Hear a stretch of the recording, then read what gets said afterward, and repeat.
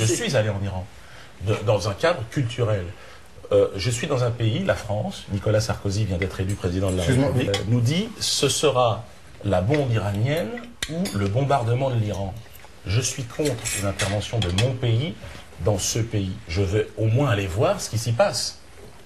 Que les femmes soient traitées comme des citoyens de second ordre, ça vous choque. Ça me soit voilé. Mais il y a plus de députés femmes en Iran qu'en France. Oui, mais enfin, Dieu donné, il y a quand même la police qui se promène dans les rues et si vous n'êtes pas voilé comme il faut, qui vous force à... Vous y êtes allé là-bas? J'y suis allé. Non, encore une fois, je vous donne mon expérience. En fait, c'est quand même l'information, à un moment donné, on peut bien dire que les journalistes... Je ne crois pas dans cette information qui nous dit qu'il y a des armes d'expression massive en Irak. Je ne parle pas d'armes d'extruction massive, je vous parle des femmes voilées qu'on force à se voler de la bonne façon. Vous me parlez d'une information. Si vous avez confiance dans des gens qui vous ont livré cette information. Je ne crois pas dans cette information qui nous dit qu'il y a des armes d'expression massive en Irak. Ce sont ces mêmes personnes qui vous livrent l'information comme quoi les hommes, les policiers se jettent sur les femmes qui n'ont pas de voile et les roues de cou, ou leur coupent les mains des voleurs. Moi, c'est possible que ça se passe comme ça, mais moi je ne l'ai pas vu. C'est que vous me parlez de choses que vous n'avez pas vues. Je ne peux pas me prononcer sur rien ce qui se passe sur la planète. Vous pouvez vous prononcer, à moins d'y être allé. Vous pouvez vous prononcer, madame, mais c'est pas pour ça que vous direz la vérité. Vous allez vous prononcer. C'est le relativisme culturel total. Non, c'est le relativisme envers l'organe médiatique. Excusez-moi de remettre en cause votre corporation. Le président d'un grand pays, parce que l'Iran c'est un grand pays, qui dit qu'il faut rayer Israël de la carte. Il n'y a ni rayé, ni Israël, ni carte.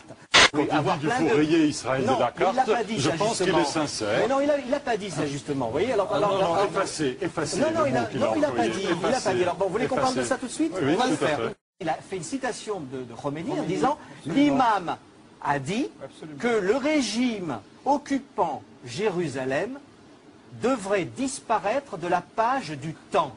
C'est ça la vraie phrase. Oui ou non? C'est pas mal. Oui. Bon, alors, je voudrais savoir pourquoi on répète sans arrêt, et mondialement, vous n'êtes pas les seuls porte-voix, ces phrases où dans la phrase il n'y a ni rayé, ni Israël, ni carte. Le président iranien ne cesse d'affirmer qu'Israël doit être rayé de la carte. Rayer Israël de la carte. Rayer Israël de la carte. Rayer de la carte l'État d'Israël. Rappelle encore les phrases, les fausses phrases, et ça recommence, et ça recommence, et ça recommence. C'est une méthode qui est connue des dialecticiens depuis l'Antiquité. Exactement. Même Adolf Hitler.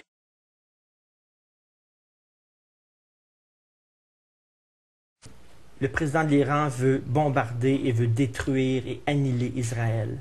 Je ne l'invente pas, ça. Rappelle encore les phrases, les fausses phrases, et ça recommence, et ça recommence, et ça recommence.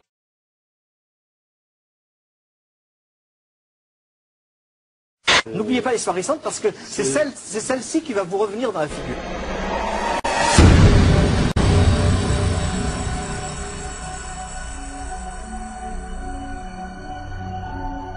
C'est là où vous avez l'intelligence de comprendre le sens des mots.